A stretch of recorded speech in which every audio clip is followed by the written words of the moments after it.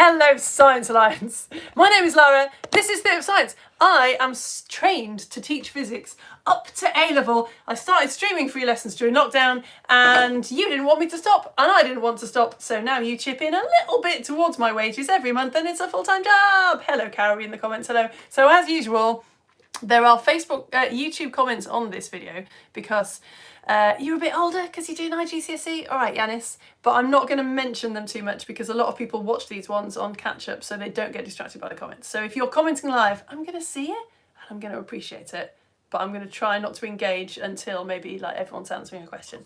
Okay, so I'm really excited about this one.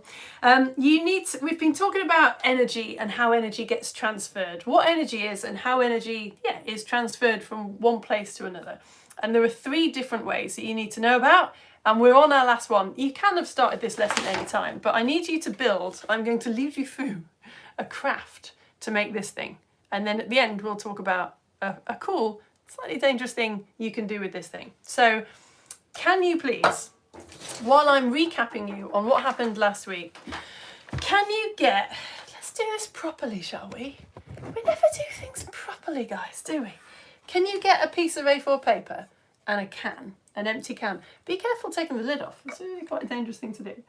Can you put the bottom of the can level with the bottom of the piece of paper? And can you just draw a little line? Okay, rather than just the estimating that we normally do, always draw a line like that. And then cut along the line. Yeah? We're going to get a piece of paper and we're going to wrap the can around it. But don't get too cocky, please. Don't get ahead of me. There's some things that I need to tell you. I just want you to do that first of all.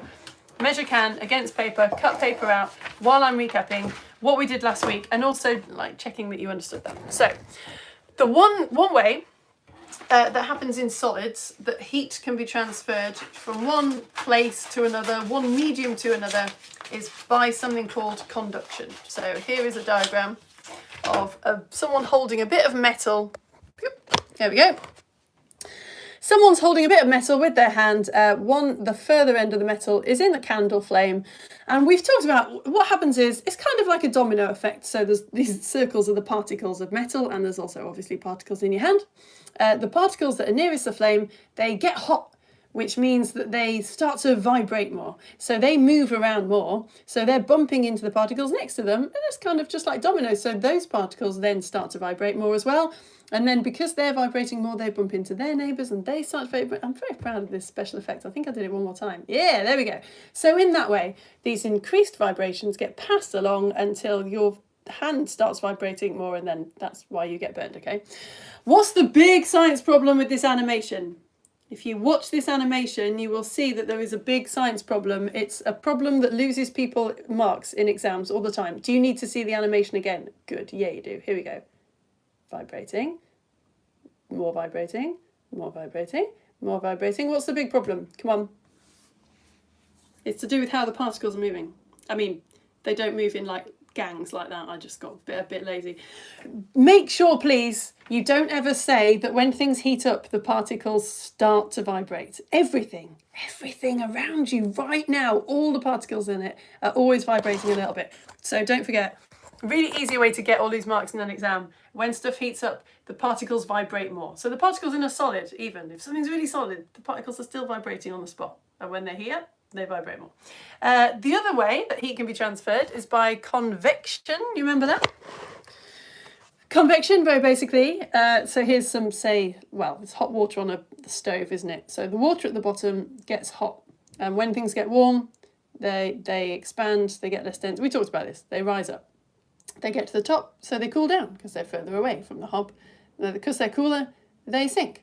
And then when they're at the bottom, they get hot again, so they rise up. And this is called a convection current. So this happens in fluids, which is a gas or a liquid to a scientist. They're both fluids because they both flow.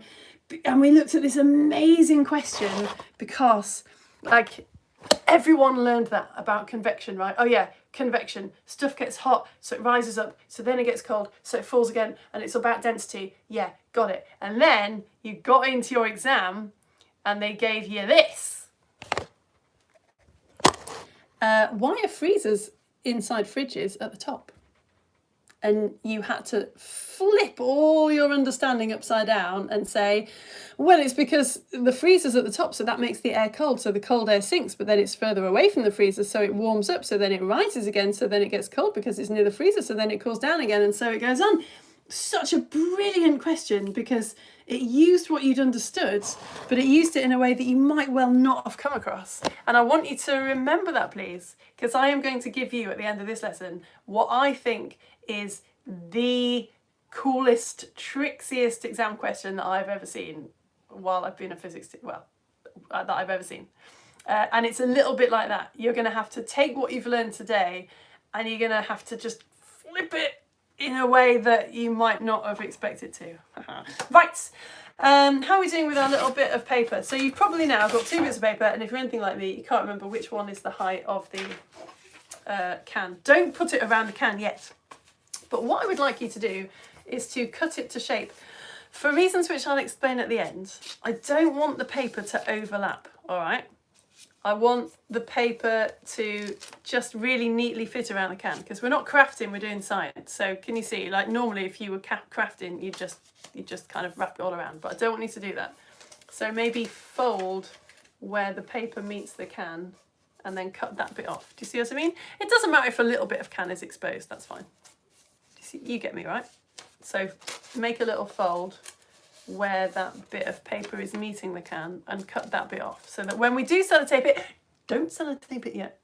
When we do sellotape it, then it'll all just fit around perfectly. Also, don't get the paper wet, that's important. Okay, so while you're doing that, I'm just holding that to show you what you're doing. You're just doing the cutting stage.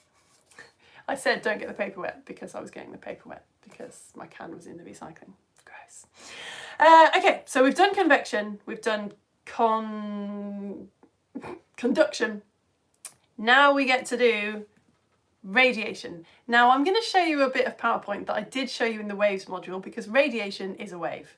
None of the stuff that I'm going to tell you now you actually need for your IGCSE. I just find my understanding is always much better if I set the scene, if I go back a little bit, rather than just learning exactly what the specification needs you to learn about. So this is like basically a story time while you cut the bit of paper. Don't sellotape it to the can yet though. Okay, here we go. Like the 5th time I've told this story this year, I still don't know how to say this guy's name. In 1819, Danish scientist Hans Christian Ørsted was giving a lecture involving magnets and electricity. There was quite a lot to be discovered still, because it was only 1819, but he was talking about electricity and he was talking about magnets, and at some point he ended up putting a compass down next to an electric wire, and he was very surprised by what happened next. Oh, the compass started moving. We don't know why yet. We haven't done this module yet. Well, it turns out, you know how, well, maybe you don't know, magnets have got little magnetic fields around them. And that's how they can feel each other. You hold 2 magnets near each other, you can feel a push or a pull, can't you? Even though they're not touching. It's because they've got a magnetic field around them. It turns out, inside an electric wire, little charged particles are moving, and charged particles are surrounded by electric fields. Just like magnets are surrounded by magnetic fields. So magnets can feel each other because they've got these magnetic fields around them. Charged particles, teeny tiny little electrons that we've talked about earlier, they're surrounded by electric fields, and moving electric fields create magnetic fields. And that's what was messing with the compass. So these little electrons moving in the wire make an electric field move, creating a magnetic field, and what a compass is there to do is to detect magnetic fields. Amazing. Very cool thing to discover in front of a huge audience of people. So along comes Scottish scientist, an absolute legend, James Clerk Maxwell, who says, well, there are charged particles everywhere. Like, you know, the atmosphere, space is full of charged particles. Maybe space is full of electric and magnetic fields, because it's full of electric fields, it's full of charged particles, and they're moving, so the electric fields are making magnetic fields, and maybe these things vibrate as waves and travel at blah, blah, blah, blah, maths, blah, blah, blah, 300 million meters per second. And of course, he was right. So now we talk about the electromagnetic spectrum. But what the electromagnetic spectrum is just electromagnetic fields which are all around us, basically vibrating, and you get waves. None of that you needed to know. This you do need to know. We covered this in our waves module, which is free to access on my website. So electromagnetic waves, it's just electromagnetic field vibrating. So they've got loads in common. Really, the only difference is their wavelength, kind of whether they're vibrating a bit or a lot, if you like. So the ones with the longest wavelengths, we call them radio waves or microwaves, and the ones with the shortest wavelengths, loads of energy, we call gamma waves and X-rays, right? But like I say, they're all pretty much the same. They all travel at the same speed, the speed of light. You could say that they are all light, and you could call light visible light, that would be fine. So they all travel at the speed of light. None of them need particles to travel. And the hotter an object is, this is where we get to sort of what we're talking about today. The hotter an object is, the shorter the average wavelength of the waves that it gives off. So really hot stars give off ultraviolet waves. You can see quite a short wavelength there. Our sun, which is not one of the very hottest stars, it gives off mostly light. It's hot enough to give off light. Most objects on Earth, including humans, in fact, I think all objects on Earth, including humans, happen to be at the right temperature to give off infrared radiation. All right? Now, you could probably get through, well, I know you could get through GCSE physics without knowing that, because I did, like when I did my GCSE science. I don't think I really understood that. The way that I taught science, I've just cut my little flap off, which hopefully you have done too. I'm just checking that it fits around the can. Don't sellotape it to the can. What you can start doing now while I'm chatting is, please can you colour in, if you've cut a strip of paper that fits the can you colour in about a third of it black? This is the bit that might take some time, and I have to apologise, because who has black pens that work in the house? No one. It's the first thing that gets used up, but I'm just doing a square to show you. About a third, that's more like nearly a half, isn't it? But yeah, just colour in about a third of your strip of paper black, okay? I have about 12 black pens here that I'm just going to have to colour in, like, slowly, just tag team them, okay? So infrared radiation. Everything on Earth gives off infrared radiation. Some stuff on Earth is obviously hot enough to give off light, like candles or whatever, but everything is hot enough, even an ice cube is hot enough to give off infrared radiation. Now, this might lead you to thinking, and we sort of talk about infrared as if it's like a magical thermal wave, but that is not the case, okay? Hopefully I've tried to show you that it's not that infrared radiation is the wave that is hot, it's just that things, like the hotter they are, the higher energy waves they give off. And it just so happens that the planet that we live on, everything's hot enough to give off infrared. Some stuff's hot enough to give off light, really hot sun hot enough to give off loads of ultraviolet, but even us and this weird box that happens to be on my desk are hot enough to give off infrared. Right, now we have established that. So when we say thermal radiation, when I'm saying radiation in these lessons today, I am talking about infrared. So we call infrared radiation thermal radiation, but it's not like magically hotter than other wavelengths. Is that all right? Again, you don't like need to understand that, I don't think, really, to smash your IGCSEs. I think it's just helpful to know. So you might have seen these special cool magical cameras. Our eyes can detect light, so that's how we see things with our eyes. But what if it's nighttime and light isn't bouncing off stuff? Well, amazing humans have invented amazing cameras that detect infrared radiation. So you'll see something like this. We talked about this a bit in the waves lesson. So cooler things give off less infrared, so they look kind of dark purple in these images, and hot things give off more infrared, so like the tyres of the car, because friction, they're really hot, so they're glowing yellow. Whew. Right, so for your exam, I'm just colouring in behind you. For your exam, you need to know that when we say thermal radiation, if heat gets transferred by radiation, we're talking about infrared radiation, and that all objects emit this radiation. All objects. And the other thing you need to know, and I have kind of told you this, but I want to see if you can work it out as well, that you have to know that energy transfer by thermal radiation does not require what does it not require? So energy can be transferred by conduction, but conduction requires it. Conduction needs this thing. It can travel by convection. Convection needs it as well. Convection needs this thing. The pictures are a clue. Energy can also be transferred by thermal radiation. And thermal radiation does not need this thing. So if you get warm standing next to a fire, that's because the fire is giving off a lot of thermal radiation. It's giving off a lot of infrared radiation. Oh no, sorry, I'm just looking at Andy's comments. No, there's no Lego story in this one. I do 3 different things a week. I do an all ages lesson and this IGCSE lesson. And I do like a Lego story show. So that was, that's on tomorrow at 10:30 on YouTube. If you want to see a Lego story about capybaras, come back to YouTube at 10:30. Have you got it? It's a tricksy one. Oh, hello. I agree. Particles, nice! Oh, I'm so happy with the comment particles because that tells me that you've used your own brain. You haven't read the spec. Yeah, beautiful. A medium. A medium is a posh way of saying stuff. Doesn't need stuff to travel. Yes, very good. Right. I think, successfully coloured in my black rectangle. What I'm going to do, if you've got time, and you have got time, can you turn it over once you've done that and colour in the other side as well? I know.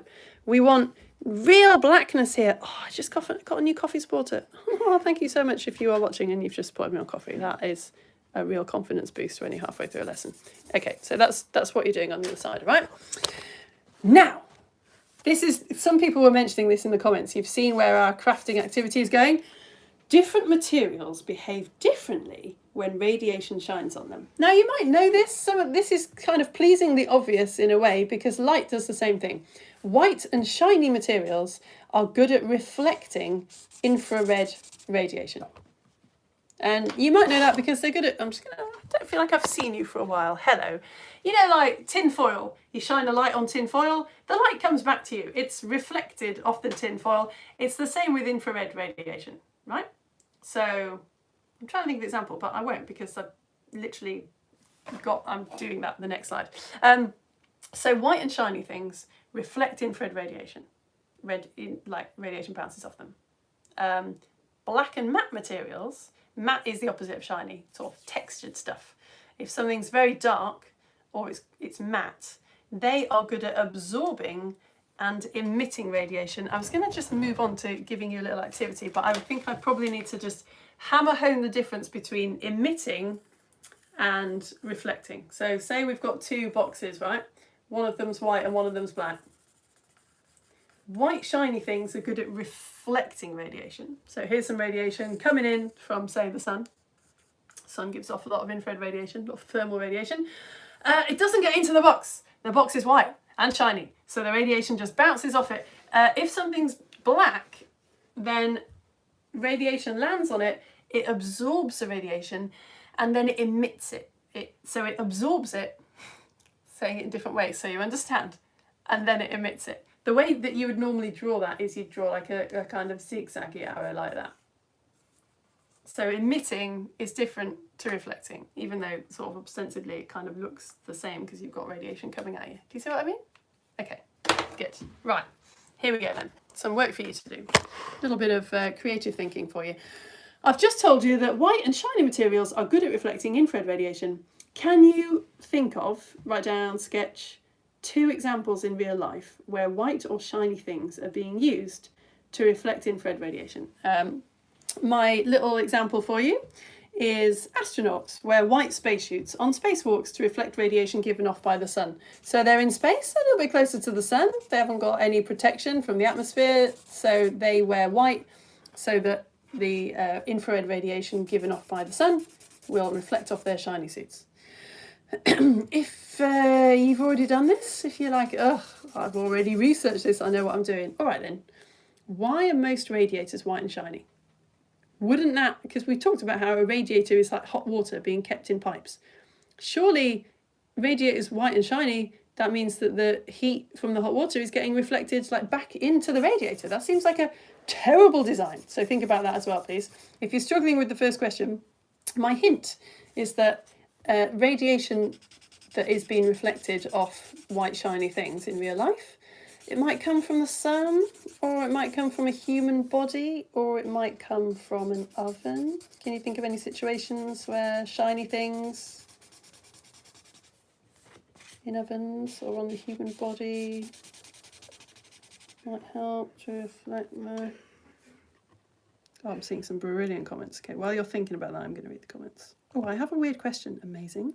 How come we call gravitational potential energy and not just a way to destroy energy? What? What makes it an energy? Because, like, nothing's happening. Oh, yeah, nice. Well, maybe it helps to think about the fact that gravitational potential energy is like energy being stored. So it's got the potential to move.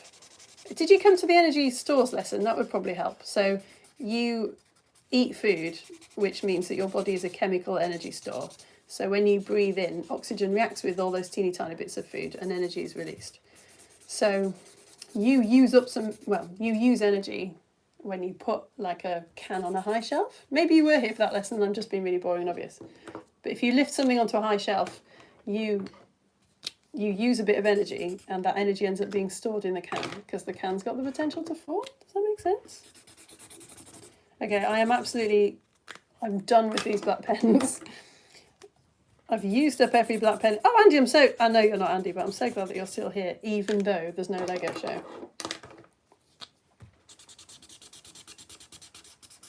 It's almost like me minus Lego doesn't equal something completely interminable, which is nice. It's nice to find out. Oh, I've got nothing. That'll do. I think that's fine. How are you getting on? Oh, you did come to the energy store. You do get it. Oh, that's kind of you to say. Have you got a couple of examples? Should we move on to the next one? We'll move on to the next one. So white and shiny, actually, this is where I give you the answers, sorry. So if you haven't thought of any and you want to, then I don't know, you're going to have to pause or just put up with me telling you because I want to move on.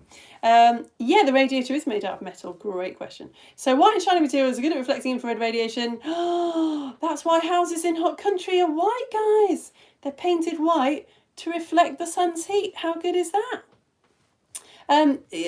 The baked potato being wrapped in foil is a weird one because you might have thought, well, why would you wrap a baked potato in foil? Because then the heat from the oven isn't going to be able to get inside. It's going to be reflected. But that's so that energy, that the radiation that the potato is giving off. So the potato gets really hot, gives off a lot of infrared radiation, like thermal radiation. It's so that that bounces back towards the potato. I guess it's a more efficient way of cooking it so that the heat doesn't sort of disperse throughout the oven. But also if you've ever made, like if you're watching live, it's nearly Christmas cake season. When you make a Christmas cake, it's a good idea to put a bit of tin foil over the top so that the top doesn't burn and the inside has got time to cook. So you might put some tin foil on the top for that reason.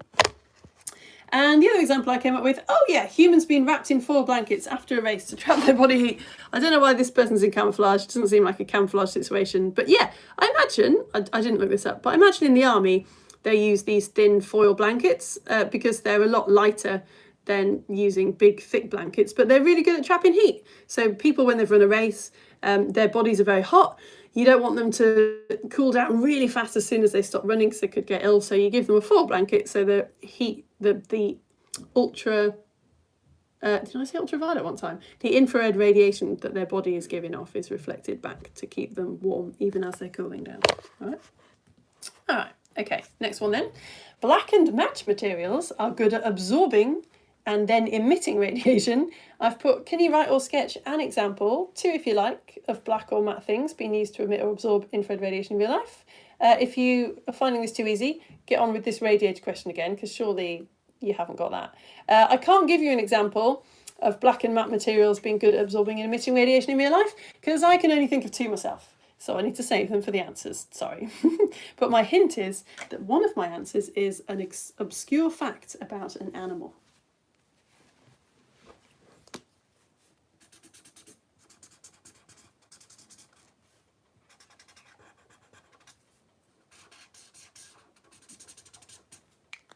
Oh yeah, Blade, maybe it's not that obscure. Not to the Science Alliance, you lot know your weird animal facts. Oh, zebra. No, not a zebra. Well, I don't think so. Yes, Blade.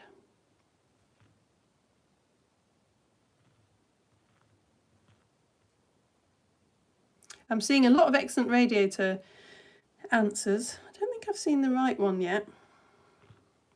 The white paint might prevent the heat from going back into the radiator. Oh, now that's clever thinking. That's not the right answer, but it's very clever thinking. So you're thinking if the inside was, say, black, then the heat would travel through the radiator, but once it got out, then it would be reflected by the white radiator. That is brilliant. Yeah, I don't think, I mean, actually, I don't even know if this is really an IGCSE sort of question. They'd be more precise. This is just brain exercise. Yeah, that is probably the best answer I've read to this question.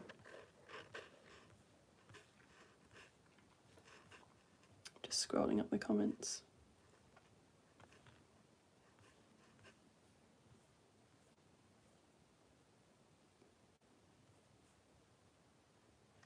Yeah, maybe if radiators were black, they would just absorb their own energy and not give any off. Absorb their own. Well, no, if it was black, they would still emit it. Okay, shall we put you out of your misery, tell you this cool animal fact, and get onto the craft? Okay, the sort of classic example, which no reason you'll have ever thought about this if you're not a physics teacher, is the stove. You know, like these cool fancy stoves that people have in their log cabins and whatnot. They're black, so they've got a fire inside them, and they're black so that infrared radiation is absorbed by the black metal and then emitted into the room. If it was shiny, and then the heat would be reflected back towards the fire, and you'd have a really hot inside, but the heat wouldn't be emitted out. So that's good, isn't it? Yeah. And the other one, yeah, that's right. Polar bears have black skin.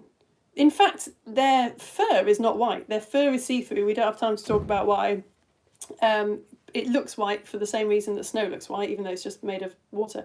But yeah, polar bears have very black skin to absorb the sun's rays because they live in cold places, so it keeps them warm.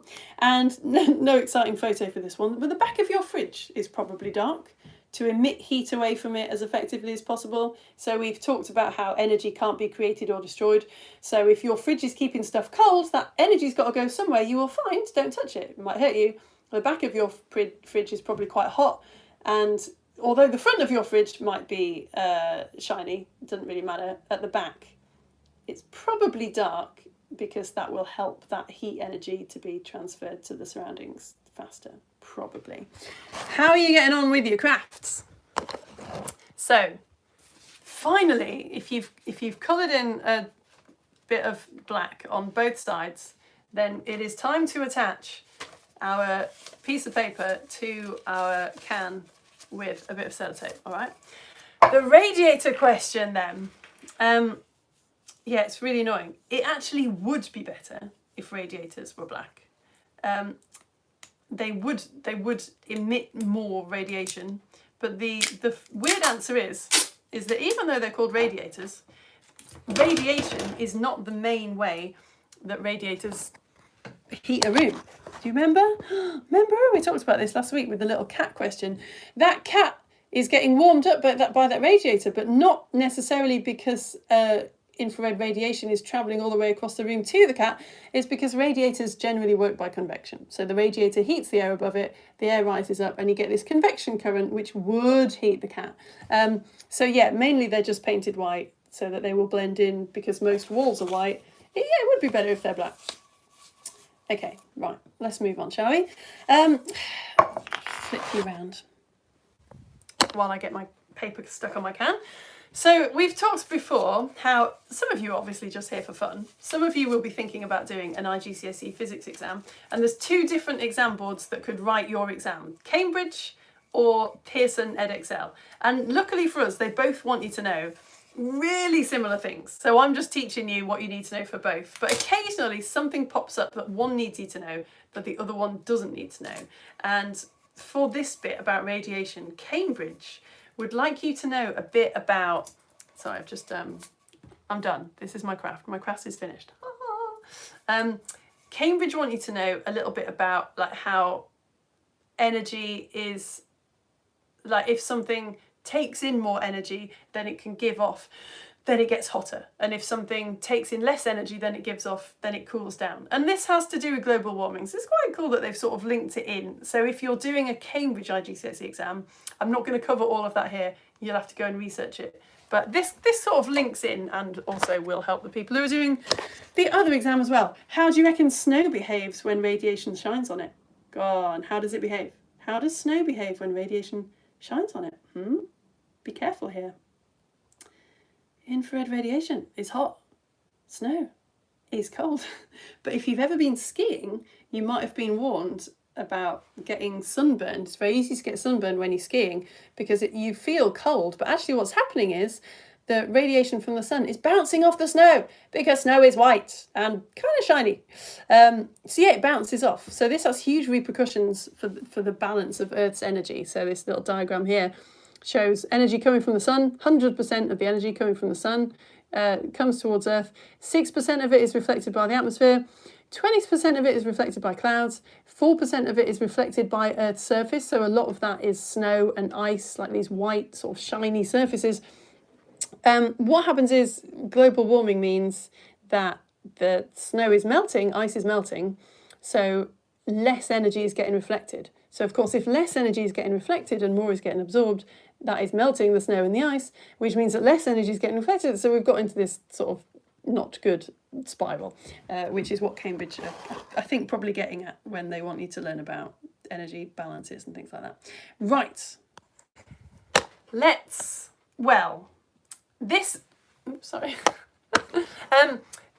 I'm going to sort of show you how the activity works. This is really a dangerous activity. You have to pour near boiling water into a very thin-walled can, and if you touch it, you're going to get burned. It's really dangerous to do this activity sitting down, because you should never, like in classroom, you would always tell people to never do science activities sitting down, because if you accidentally knock, obviously, something over, then you can't stand up or you can't jump out of the way really quickly. So you end up like soaking yourself in boiling hot water. So just watch this bit. But this is quite a cool activity that you could do with someone else, like someone else sensible in your house later on. You will get asked about an activity or an experiment to show different substances giving off different amounts of thermal radiation. And how you do this is by using something super cool called a Leslie cube. So a Leslie cube, this is the bottom one under here. A Leslie cube is a cube with a little opening that you pour hot water into, and it's got like a black matte side and a shiny side and a white matte side and all different sides. And then what you do is you can use a detector to see how much infrared radiation is given off by each one. In fact, I'll show you. Oops, sorry, that's just my office. BBC Bite Size have got a beautiful, beautiful bit on their website of how exactly this works. Here we go. So here's your Leslie cube with your shiny silver side and your black matte side and your matte white side and your shiny black side. So all different combinations of textures and colours. And you've got your infrared detector, and it's a lovely explanation here. Required practical, the method, the results that you might take. So you don't need to do this activity, but you do need to know like how it works and what might be dangerous about it. Now, we're home educators, right? Who has a Leslie cube hanging around? Not me. So you've just made a Leslie can. That's not a thing. We just made it up. But what is interesting, even my husband, who doesn't tend to get super involved in my lessons, really enjoyed this. Wait, sorry, that's just some mayonnaise. You get your Leslie cube, and don't do this now, unless there's someone with you right now. But, sorry, it's a bit, you can't see me. I'll put you on top of this sellotape, that might help. Oops, sorry, hello, sorry. Put some very nearly boiling water into the can. So I could have asked you to use black paint, but I thought black paint would be too wet. So I thought the wetness of the paint might mean that the paper clings to the can, and then that means that the black side gets like the heat is more easily transferred through the can by conduction. But if you do this and you hold your hands close to the sides, not touching, you might well find that the black side feels hotter. And the reason it's really dangerous, but the thing that's sort of fun to do, is if you've got someone else with you who is very sensible, get them to hold their hands to the side but not touching, and really carefully turn the can around so they don't know which side's white and which side's dark. And then put their hands really near the can and see if they can tell which side they're nearly touching. Husband was very excited, made me do it multiple times because he could always tell which side was the hottest side. It's good, isn't it? Who needs Leslie cubes? You do, if you're writing about this activity. Don't start talking about simply cut a piece of paper and wrap it around a cat. No, don't do that. But it's a really cool one to try at home, to sort of recreate the effect, to try and prove to you what is actually happening. Okay, we're ready for the trickiest exam question that I have ever come across. I don't think I've explained it hugely well here, so I'm just going to quickly explain it and then let you have a go at it, okay? Patio heaters, have you seen them? So people in cold countries who just want to sit outside as if they were in a hot country even though it's cold, they use these big patio heaters. So a patio heater is a heater, let's do some orange for hotness, and then you've got a sort of dome on top of the patio heater, okay? So the dome has obviously got like an underside. So if you looked up, that's the bit that you would see. And it's got an upper side, the bit if you look down on it, you would see, okay? So this question is about the upper bit. It's not about, if you're sitting here and you look up, the bit that you see that is facing downwards towards you. It's about the top of the patio heater, okay? Good. Have a look then. Why does a patio heater have a shiny metal top? So the question, obviously, like it's an exam question, so they make it nicer, don't they? They use more words, but they showed a patio heater and they said the patio heater has a shiny metal top. Why? And you had to use what you knew about radiation. What a brilliant question.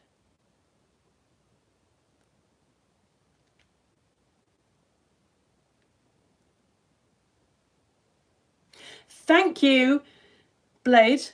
Okay, so that's what everybody said.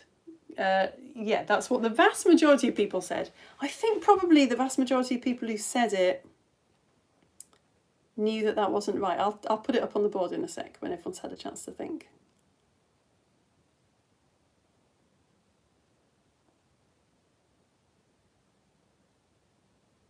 Yeah, so in the comments on YouTube, what everyone is saying is what everyone wrote in the exam. They said to reflect heat back to the people below. But it's just not quite right, does it? Because this is why I had to try and draw this terrible diagram. That's why this bit, that's why the bottom bit is shiny metal. I totally get that. Heat coming off the heater would hit the shiny metal and be reflected back to the people below. Lovely. But we're not talking about that. We're talking about this bit here. The top of the heater. Why does it have a shiny metal top?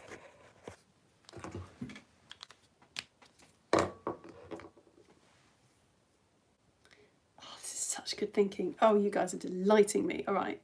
So Yanis is saying to conduct the heat. Yeah, but conduct the heat where? Like conduct the heat, another brilliant word to use. Why would you want to conduct heat away out into the atmosphere?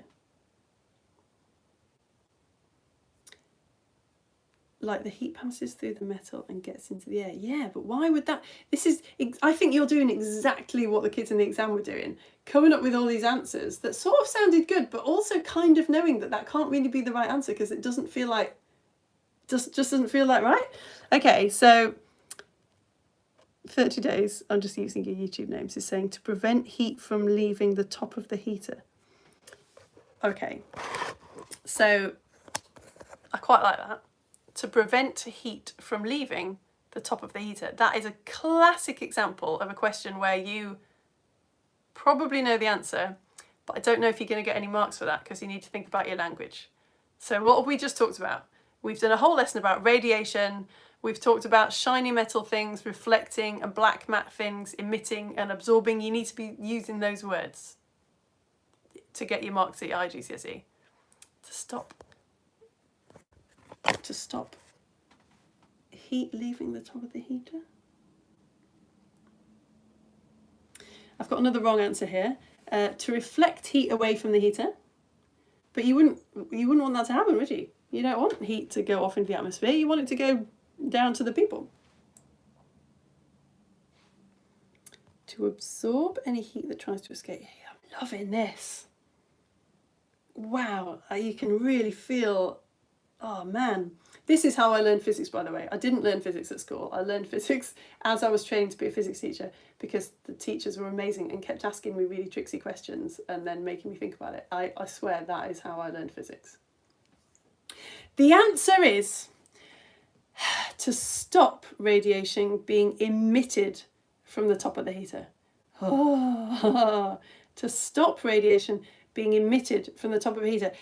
You have spent so many hours learning about radiation. Like, oh yeah, shiny white things reflect. Black matte things emit. Shiny reflects. Black emits. What absolute blooming genius came up with the idea of writing an exam question where you had to say shiny things are not good at emitting? Like, it's so obvious, isn't it? You knew that, but you'd never really put it that way. You just knew that shiny things were good at reflecting. But that also means that they're bad at emitting. Ha! So good. So yeah, it stopped radiation being emitted from the top of the heater. If the top had been black, it would have emitted more radiation. Woo! Well done. So we're all talking about conduction. Yes, beautiful, because metal does conduct really well. It was such a tricksy question, wasn't it? Just round of applause for whoever wrote that. And well done you lot for sticking with it. I'm really, really impressed by the answers that I saw there. Just fabulous thinking. As a teacher, that sort of thinking that I saw in the comments there is perfectly what you want, because people weren't using language that I know that they've just kind of memorised it from a revision guide. People were using sort of rough language of properly learning it and fusing the cells together, which is great. Right, that is the end of the lesson. Oh, I'm so excited by that. So I'm going to go over to my Facebook page now and see if anyone's left me any comments on Facebook, because I try not to engage too much with the comments on YouTube, except if you're answering a question. And sometimes people can't like log in. I don't feel like YouTube is quite a safer place to comment, so a lot of people, adults, will just not want their kid to be logged in, and I totally agree with that actually. I feel like on Facebook it's a lot easier to know if someone has like tried to contact you, whereas on YouTube I wouldn't necessarily know if someone had been messaging. Anyway, so yeah, that's why I'm going over to YouTube. To Facebook, I'm going over to Facebook to see if any of you have commented on my post, which is at the top of my page there, saying, comment on this post if you're watching live. I think I've seen Rockling pop up, and Jacob might be here as well. Oh, and there's Freya, brilliant. Oh, and Kai. All right, I'll read your comments. First of all, even before I read your comments, I've got to do my ad, because some of you might be new and some of you might not know why I'm just streaming stuff into the internet for free, even though I'm trained to teach physics to A-level. How it works is, this is just this amazing business model that I came up with during lockdown. Everything that I do is free, and you can just choose to pay me if you want, and you are. Who would have thought? Never in a billion years would I have thought that if I just teach lessons for free into the internet and make the printouts free and make them all available for watching on catch up for free, and then said, oh, you can pay me £5 a month if you want, that you just do. It's much easier for me admin wise, not having to like put anything behind a paywall.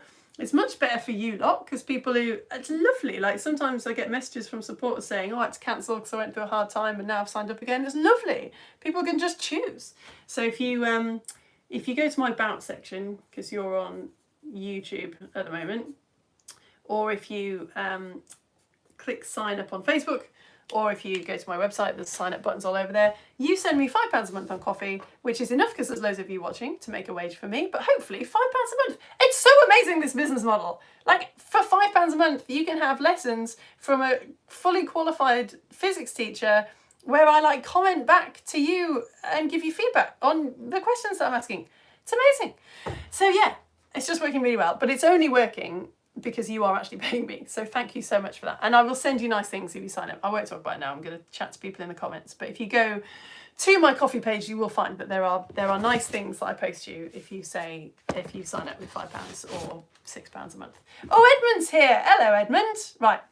Edmund says that the heat from the radiator only becomes infrared radiation after it leaves the radiator. Wait, what? So the white part would reflect the heat back into the room. The paint isn't on the inside of the radiator, so it doesn't trap heat inside it. Whoa, there's a lot here. All right, brilliant.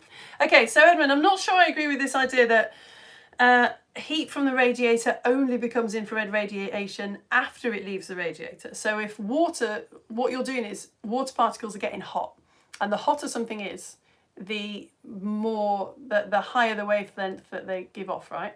So once the water is hot, it's giving off infrared. It's not like the heat has to travel through the radiator before it becomes infrared.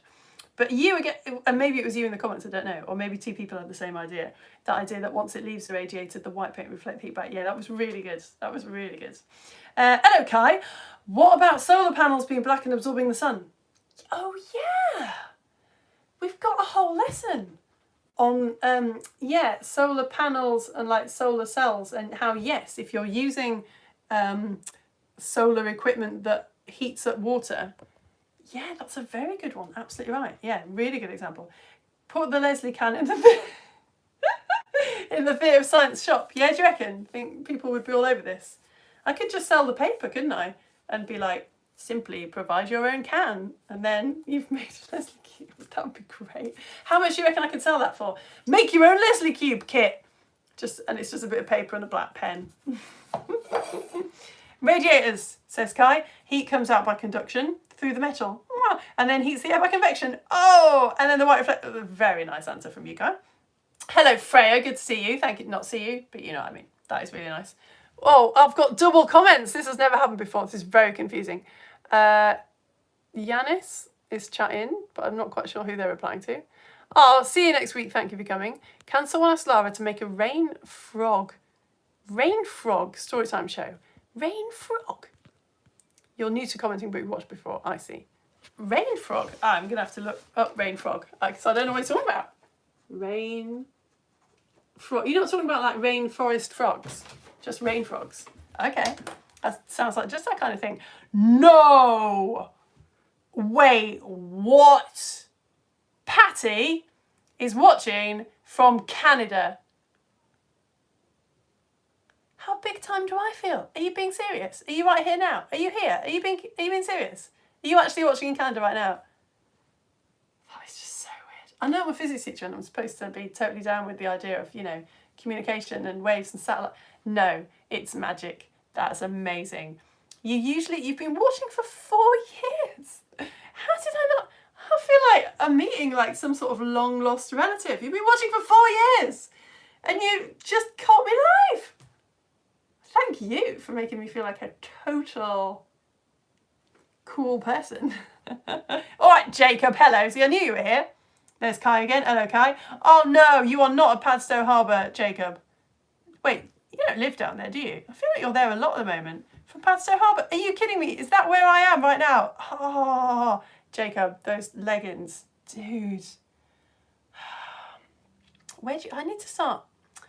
I need to get cooler clothes. Wow, that is such a beautiful picture. The water is the same colour as the sky. Oh, I feel almost like I'm there. That is very nice. Thank you. All right, you lot. Right, I'm going to go. I've just had a new coffee spot. Thank you so much. Honestly.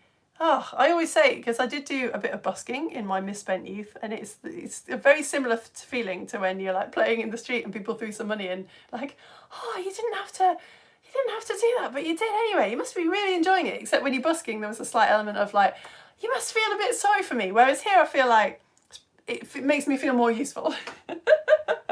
Because when you're busking, like, you have to walk past me. So my sound has to go into your ears. Whereas with this, it'd be very easy for you to just turn off. So you're actually choosing to walk past and put some money in the hat, which is, it's pretty special actually.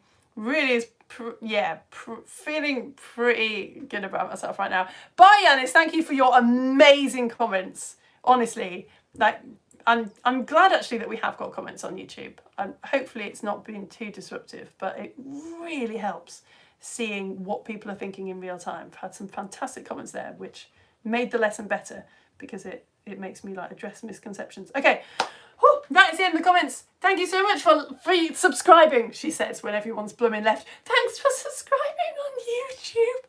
Thanks for liking this video. Thanks for giving me your actual cash money so that I can continue to do this job. I will see you all next week. Bye.